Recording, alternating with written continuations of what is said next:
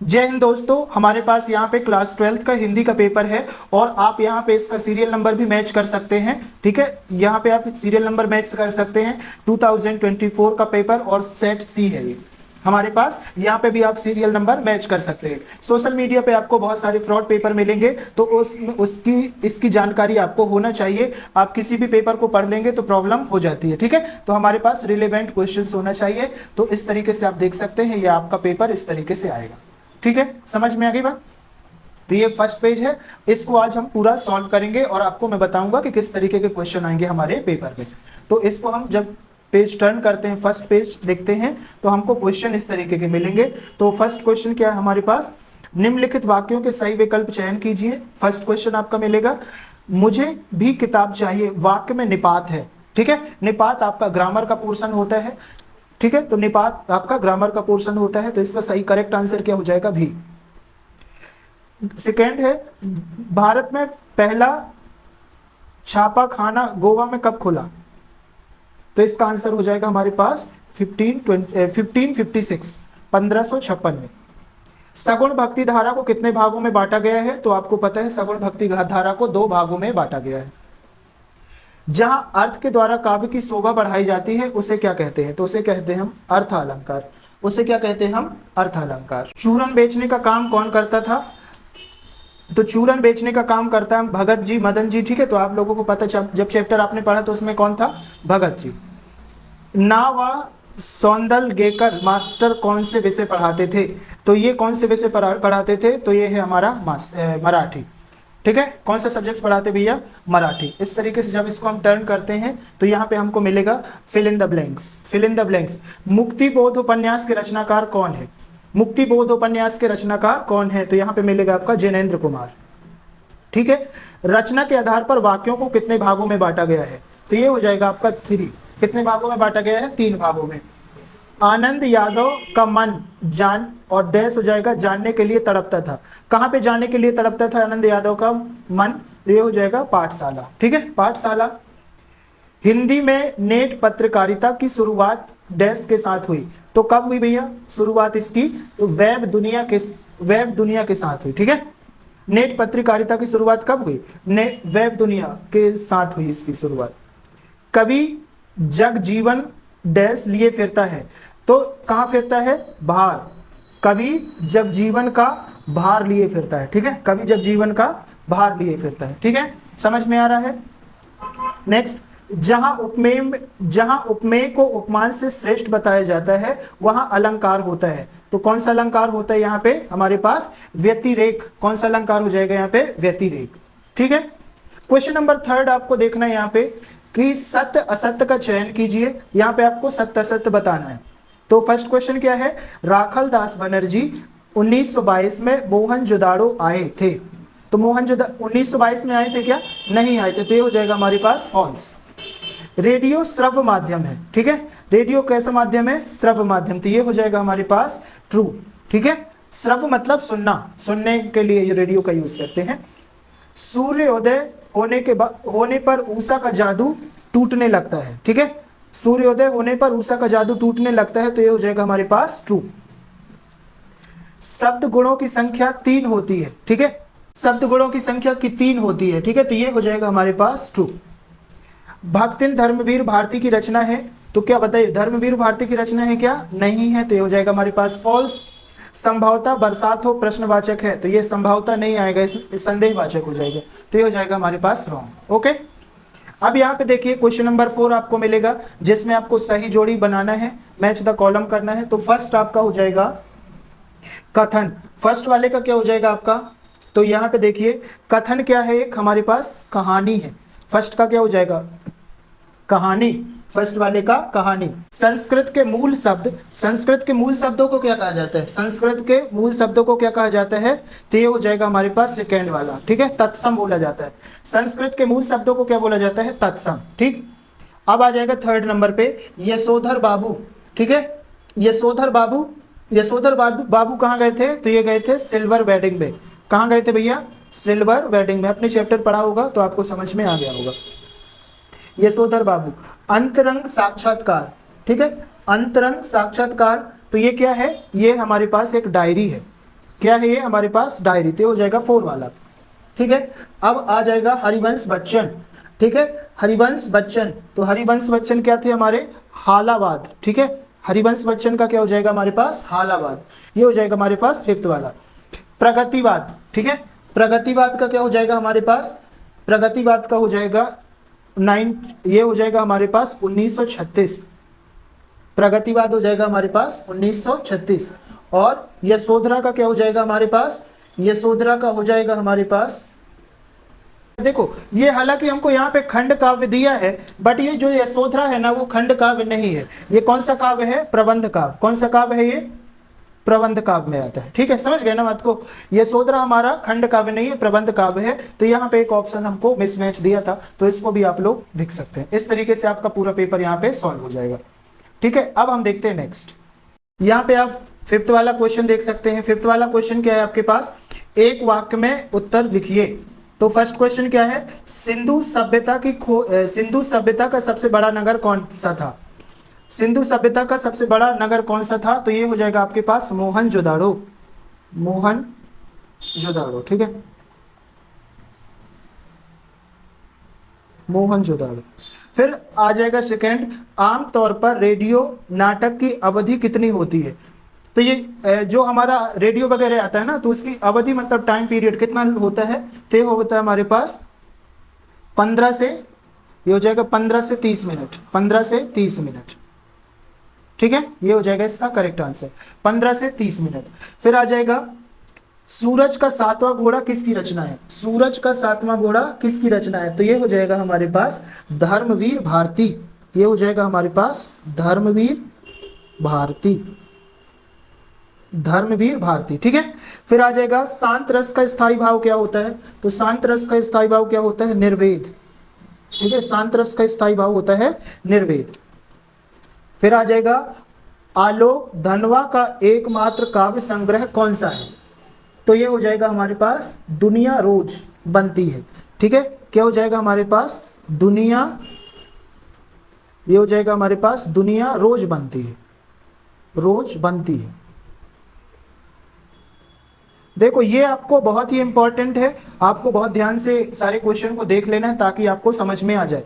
पहलवान लुट्टन सिंह के कितने पुत्र थे, तो लुट्टन सिंह की आप लोगों ने स्टोरी पढ़ी होगी, तो कितने पुत्र थे उसके, 2 पुत्र थे। ठीक है, बाल बाल बचना मुहावरे का अर्थ क्या है, तो इसमें आ जाएगा हमारा मुसीबत से बचना। ठीक है, हो जाएगा आपका मुसीबत से बचना। ठीक है, समझ गए बात को, बहुत अच्छे तरीके से यहाँ पे सारे क्वेश्चन आपको बन जाएंगे। देखिए बहुत मुश्किल नहीं था, बहुत इजी पेपर था आप लोगों का। ठीक है, अब देखिए आगे क्वेश्चन नंबर 6 में हमको क्या दिया है, क्वेश्चन नंबर 6 में हमारे पास है भक्तिन आ जाने से महादेवी वर्मा अधिक देहाती कैसे हो गई। ठीक है, तो ये हमारे पास 2 नंबर का क्वेश्चन था, मनुष्य की क्षमता किन बातों पर निर्भर करती है। ठीक है, तो ये हमारे पास कहानी उपन्यास, ये बहुत ही इंपॉर्टेंट क्वेश्चन है, ये आपको हर साल पेपर में पूछे जाते हैं। ठीक है, कहानी उपन्यास, इसको तो आपको रट्टा ही लगा लेना है, कहानी उपन्यास। आत्मकथा जीवनी में अंतर, निपात शब्द का अर्थ बताते हुए 2 ये। ठीक है, तो निपात शब्द का एक हमारे पास इसके पहले भी क्वेश्चन देखने को मिला है। ठीक है, राष्ट्रभाषा की किन्हीं 2 विशेषताओं के बारे में लिखना। अब यहाँ पे देखिए क्वेश्चन नंबर 9 में आपको मिलेगा निम्नलिखित वाक्यों को शुद्ध करके लिखिए। तो राम ने अयोध्या आ जाना, ठीक है, राम ने अयोध्या आ जाना, तो इसको आप क्या लिखेंगे, शुद्ध करके क्या लिखेंगे आप, राम अयोध्या आ जाना। ठीक है, राम अयोध्या आ जाना। ठीक है, आ यहाँ पे लिख लेना जाना। ठीक है, ललिता एक फूलों की माला बाजार से लाई, तो ये हो जाएगा हमारा फॉल्स। इसको हम करेक्ट कैसे लिखेंगे, ललिता फूलों की एक माला। ठीक है, एक माला मतलब ये माला के प्लेस पे क्या आ जाएगा, एक, क्या आ जाएगा, एक यहां से हट के। ठीक है, एक माला बाजार से लाई, मतलब पूरा सेंटेंस आपका सेम टू सेम रहेगा। अब यहाँ पे देखिए इसके अथवा में आपको भी एक क्वेश्चन मिलेगा जिसमें आपको चेंज करना है, सेंटेंस को चेंज करना है। बालक रो रो कर चुप गया, बालक रो रो कर चुप गया। ठीक है, तो इसको हमको संयुक्त वाक्य में बनाना है, तो ये क्या हो जाएगा, बालक रोया और चुप हो गया। ठीक है, बालक रोया और चुप हो गया, और चुप हो गया। ठीक है, चुप हो गया। तो ये हो जाएगा आपका संयुक्त वाक्य। ठीक, मयूर वन में नाचते, संदेहवाचक में बनाना है तो इसमें क्या हो जाएगा शायद, इसमें क्या हो जाएगा शायद, शायद मयूर वन में नाचता है, तो ये हो जाएगा आपका संदेहवाचक में चेंज। अब देखो यहाँ पे हमको दिया है मोहनजोदाड़ो नगर की योजना की 2 विशेषताएं, सिल्वर वेडिंग पार्टी, यशोधर बाबू। ठीक है, तो इस तरीके से हमको बहुत सारे क्वेश्चन देखने को मिलते हैं जो हमारे चैप्टर से लिए गए। यहाँ पे देखिए हमारे पास समाचार लेखन की लोकप्रिय शैली ये हो जाएगा, बच्चे किसकी आशा में नीर से झांक रहे होंगे। ठीक है, तो ये आपने क्वेश्चन पढ़ा होगा। छायावाद की परिभाषा लिखते हुए 2 विशेषताएं, देखो ये आपके बहुत ही इंपॉर्टेंट क्वेश्चन है, ग्रामर में इसको आप छोड़ नहीं सकते हैं। ठीक है, पेपर में आपको हमेशा याद करके ही इनको रखना है। छायावाद हो गया, प्रयोगवाद हो गया, ठीक है, महाकाव्य हो गया, महाकाव्य खंड काव्य हो गया। ठीक है, तो ये आपके बहुत ही इंपॉर्टेंट क्वेश्चन है, ये आपके बहुत ही इंपॉर्टेंट क्वेश्चन है जिसको आपको बहुत अच्छे से रिमेंबर रखना है। सोरठा छंद का उदाहरण, ठीक है, रस में आपको यहाँ पे एक क्वेश्चन देखने को मिलेगा, वीर रस का उदाहरण बता दीजिए। ठीक है, तो वीर रस जैसे इसका एक उदाहरण होता है ना जो हम बहुत अच्छे से हमको पता है, बुंदेले हर बोलों के मुंह, हमने सुनी कहानी थी, खूब लड़ी मर्दानी, वह तो झांसी वाली रानी। तो ठीक है, तो इसका ये हमको प्रीवियस क्वेश्चन भी आप देखोगे ना पेपर उठा के, तो वहां पे भी आपको ये मिलेगा। महादेवी वर्मा हजारी प्रसाद द्विवेदी का जीवन परिचय आप लोगों को इस तरीके से देखना है। ठीक है, समझ गए बात को, 2 रचनाएं, भाषा शैली, और आपको इसी फॉर्मेट में लिखना है।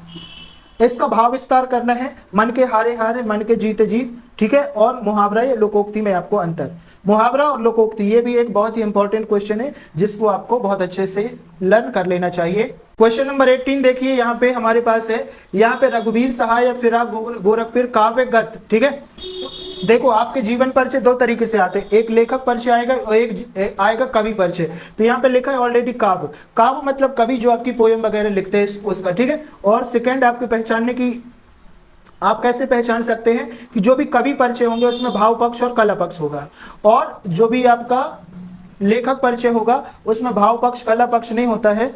हम देखते हैं प्रश्न नंबर 19 हमारे पास ये है, अपठित पद्यांश को पढ़कर नीचे दिए प्रश्नों के उत्तर लिखिए। तो इसको पूरा पढ़ना है और इसके प्रश्नों के उत्तर लिखना है। ठीक है, समझ गए बात को। जैसे इसको पूरा पढ़ेंगे तो एक क्वेश्चन आएगा, उपयुक्त पद्यांश का शीर्षक लिखिए, टाइटल इंग्लिश में जैसे आता है। तो टाइटल क्या हो जाएगा हमारा, टाइटल आप चाहे तो इसका टाइटल ये लिख सकते हैं भारतवर्ष। ठीक है, इसका टाइटल ये लिख सकते हैं भारतवासियों की क्या विशेषता है। तो यहाँ से जब आप पढ़ेंगे, भाई अतिथि का बहुत सत्कार करते हैं। ठीक है, हृदय से बहुत सत्कार करते हैं अतिथि का, यहाँ पे शांति है।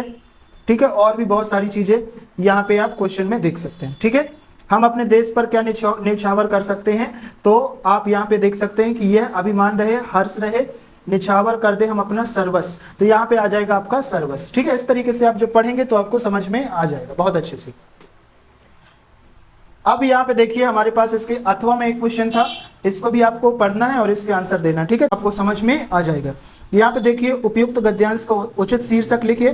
तो शीर्षक तो आपको लिखना ही है। ठीक है, शीर्षक तो आपको लिखना है। तो इसके शीर्षक में आप चाहे तो देश प्रेम भी लिख सकते हैं। ठीक है, शौर्य और देश प्रेम, ठीक है, ये लिख सकते हैं।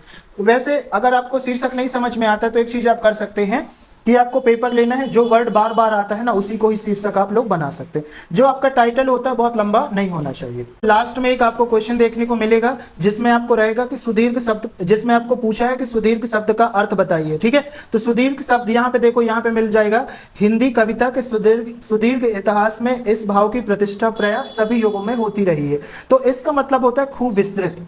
ठीक है, सुदीर्घ शब्द का मतलब क्या हो जाएगा, खूब विस्तृत। समझ गए आप बात को। अब यहाँ पे देखिए हमारे पास क्वेश्चन नंबर 20 है। 20 भी क्या है, ये आपको पद्यांश से, मतलब आपको पोयम वाले सेक्शन से आप यहाँ पे पूछ रहा है। तो यहाँ पे आपको पोयम, आपको जो पेपर में आपकी जो बुक में होंगे उसको रीड करना है और इसको पढ़ना है, आंसर बताना है इसके। जैसे लिखा है पद्यांश संदर्भ सहित व्याख्या लिखिए। तो इसको सबसे पहले 3 चीजों में लिखना है। इसको सबसे पहले लिखना है संदर्भ, फिर इसके बाद लिखना है प्रसंग, और इसके बाद हो जाएगा इसकी व्याख्या। ठीक है, संदर्भ, प्रसंग और व्याख्या। समझ गए बात को, इस तरीके से आपको लिखना है। इसके अथवा में भी देख लीजिए, अथवा में भी इसी तरीके का है हमारे पास। ठीक है, तो आपको जब पेपर लिखना है तो एक ही सॉल्व करना है। आपको चाहे तो आप ये वाला क्वेश्चन सॉल्व करें या चाहे तो ये वाले अथवा वाला करेंगे। ठीक है, दोनों आपको नहीं करना है। क्वेश्चन नंबर 21 देख लीजिए, आपके पास ये है, व्याख्या करिए संदर्भ प्रसंग से है। ठीक है, तो ये आपको पद्यांश वाले मतलब आपको लिटरेचर वाले पोर्शन से यहाँ पे देखने को क्वेश्चन मिलेगा। इसको आपको रीड करना है और इसके यहाँ पे आपको क्वेश्चन दिए होंगे तो क्वेश्चन को आपको सॉल्व करना है, ठीक।